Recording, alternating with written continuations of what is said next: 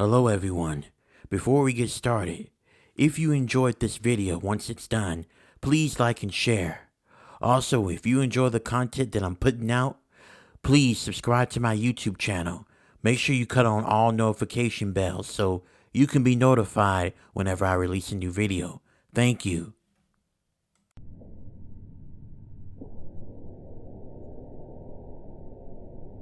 When this happened to me, this baffled me. I had to get out of there for my own mental health because I could not work there again after what I witnessed. And it's really scary. But I refuse to go back there until they make sure things are safe.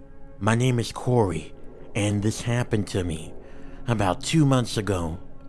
I worked at Walmart as an overnight stalker, and it was a job that I was doing for 15 years. I enjoyed it. Of course, yes, working at nights constantly throughout the years can do some damage on your body. I'm not gonna lie, but I'm a pretty healthy person. I stay active and I watch what I eat, so I figured that it wouldn't affect me that much. And usually when I come back, I usually go off to sleep for about 6 to 7 hours, and usually I feel rejuvenated. This happened on Halloween night. I was just coming in from my shift. I worked from 9 p.m. to 6 a.m. and usually I would be just stocking produce in my area, and then usually I'll take care of some of the food aisles or help other associates stock their items that they need to stock. On this Halloween night, it was only a few of us because a lot of the overnight stalkers asked to have Halloween night off. As you guessed, it was Halloween. But I took no exception. I came into work, I was stocking, and I was taking care of everything. That's when my supervisor, Richard, came up to me and told me, "Hey Corey, just want to let you know we got a new associate. His name is Adam. He's going to be joining you very soon to help you stock these products. He's new today, this is his first day on the job, and he's going to help you out. That way this stuff can be done within an hour, if that's alright with you." Okay, Richard, no problem. I continued to do my job, and then within about an hour, the new associate came and helped me out. The minute he came over there, the guy, I don't know, he looked it off. He had on his Walmart vest and he seemed to smell like weed. It was really strong and it really was bothering to me, but I tried to ignore it. The guy also dressed it kind of dirty. I can't really explain it, it's just, I noticed his jeans were a little ripped. I noticed that his jeans was also dirty. He had on the Walmart vest, like I said, but underneath it, he had on a white t-shirt that looked dirty. Not to mention his hair was long and dirty as well, and it looked matted. The guy also was smiling at me, but something about his smile sends shivers down my spine, the way he smiled at me. He was missing some teeth as well. And then I looked at him more and I saw that he had face tats all over his face. He looked really unprofessional. But I try my absolute best not to judge someone based off of appearance. It's getting to know someone, and that's what I done. So I walked over there and I introduced myself to him. "Hey, what's up? My name is Corey. I'm assuming that Richard sent you here to help me out with stocking these products on the shelves." "Yeah, he sent me here. My name is Adam," he said to me as he was talking. But as he was talking, I could smell his breath and it reeked. It was so bad that I almost wanted to throw up in the aisle, but I kept it together and I told him how to stock everything. After showing him that, he picked out a box and he started stocking. And he done a really good job. This guy was a hard worker. He moved fast like me. And I realized that I was judging the guy too quickly. And he was a very decent guy and especially a hard worker. And I appreciate someone that works hard and does their part. As I was watching him stocking, I noticed something was wrong here. Throughout my 15 years working in Walmart as an overnight stalker, I've worked with Richard, and he was already the supervisor in this area for about 20 years, meaning that by the time I came in, he was already the supervisor for 5 years. And through the 15 years I worked there, he always would walk around and check to make sure everyone was working or to see how everyone was doing. Like he always does that every hour. He always wanted to make sure everyone was comfortable, if anyone needed help with anything, or he even just come by and gives us bottles of waters or Gatorades or anything to drink if we were thirsty. And sometimes he'll even give us some snacks as well while we're working. He was a decent supervisor, but when I noticed he didn't make his hourly rounds, I started to get concerned. But my concern intensified when my other coworker, which was Jessica, she came and she walked over into our aisle and she asked me, "Hey Corey, have you seen Richard? He usually makes his round to check in on us. That's kind of odd. We're about to go to lunch in about 30 minutes. He hasn't even said anything or hasn't made any announcements." "Hey, you want to tell boss man that I'm gonna go ahead and take my lunch a little bit early?" Adam said to me. I looked at him and then I told him, "You're not allowed to take a extra 30-minute lunch break. You gotta stay within your schedule when it comes to your lunch break." "Dude, you're not the fucking supervisor. Shut your ass up." I jumped back a little bit.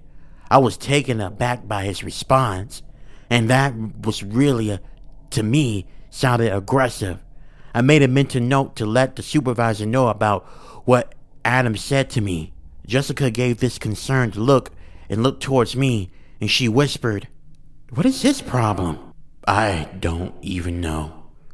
I'm gonna let Richard know as soon as I find him. Matter of fact, I'm gonna go ahead and look for him, actually." "Okay, you do that. I'm gonna go ahead and take my lunch." Then Jessica proceeded to walk off, and I started to look around for Richard. Sometimes he'll be on the floor stocking items himself, but I didn't see him nowhere on the floor, so I went in the back area to check to see if he was in the office, and he wasn't there. I looked at everywhere in the back room, but I could not find him nowhere. He was just gone. And then I left and I went towards our bathroom, and I went inside the men's bathroom. I was going to wash my hands off, and then I was going to try to look for him again. But then I noticed something. Something had caught my attention. He was under one of the stalls. I saw a pair of legs hanging out from the stall. I was confused on what was happening. I walked slowly over there and I knocked on the stall door. "Hey, is everything all right in there? I see your legs hanging out of the stall." I stopped mid-sentence when I looked at the shoes. The shoes, I recognized them. They were Richard's. And that's when I called out to him, "Richard! Richard! Hey!" But I did not get a response. And then I done something that I needed to do. I opened the stall door through under the gap. I tried to get down. I figured I could fit. And once I did so, as I was getting inside the stall, I made a horrifying and gruesome discovery. Richard was dead, and he had blood just gushing out of the top of his head. He was laying there unconscious. I freaked out, and I yelled, and I ran out of the men's bathroom, and I shouted, "Call 911! Hurry! Call 911! Somebody call 911!" All of the overnight associates crowded up near the bathroom. I mean every one of them, and they looked concerned. And I told everyone not to go inside the bathroom, and then I told them that Richard was dead. And when I said that, everyone freaked out. Several people called 911, and then it took about 20 minutes and the cops arrived along with the EMTs. But it was too late for Richard. He was gone. The officers recovered a hammer, most likely used in the murder of Richard. Once they looked into the cameras and they done their investigation, something really terrifying was said, and it just made this whole situation go bad to worse. The new guy, Adam, was the one that killed him. I don't know why, but he done it.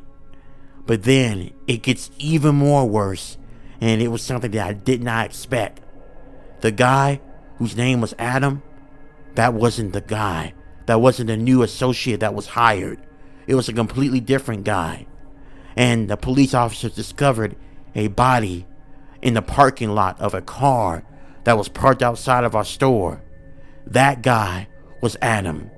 That means that the guy that I was working with was an imposter. The police officer's leading theory was most likely that man was outside walking around and happened to see the real new hired associate. And I don't know, he just happened to kill him, maybe the same way he killed Richard, and then took his vest and made himself out to be Adam. That right there was what's really creepy.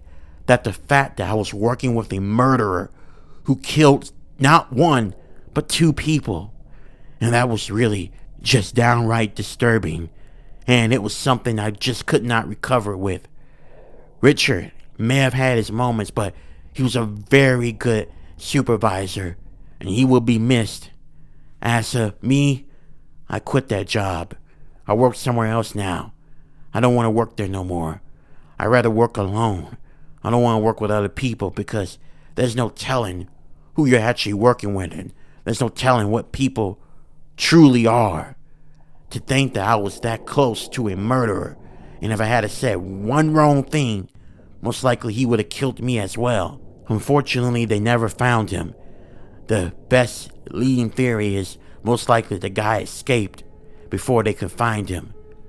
I just hope one day he is found and he faces justice.